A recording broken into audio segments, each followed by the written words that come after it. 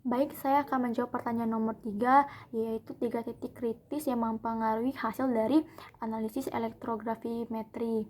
Jadi, sebelumnya elektrografimetri itu merupakan suatu metode kuantitatif, analisis kuantitatif, di mana dia itu berdasarkan pengendapan dengan bantuan dari bantuan arus listrik gitu, di mana nanti pada proses elektrografimetri ini yang dari arus listrik itu dia akan menghasilkan reaksi kimia, di mana dari reaksi kimia itu dia akan membentuk endapan.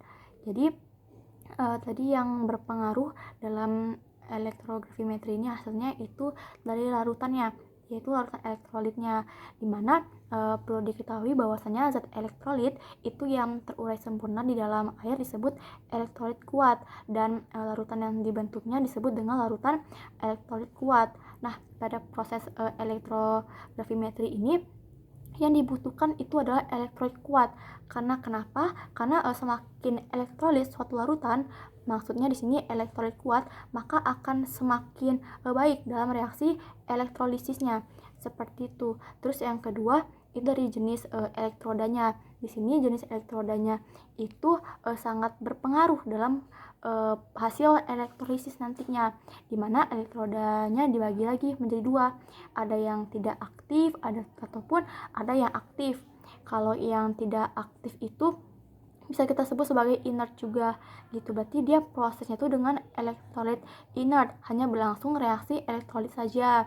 Terus kalau dia elektroda aktif, berarti dalam proses elektrolisisnya itu dia dengan elektroda aktif berlangsung reaksi elektroda dengan reaksi elektrolit, seperti itu. Nah, terus yang berpengaruh yang terakhir itu dari kayak faktor-faktornya, seperti rapat arus, terus temperatur, terus juga dari tidak ada atau tidaknya zat pengompleks gitu, dimana faktor-faktor tersebut itu sangat berpengaruh dari endapan yang akan dihasilkan.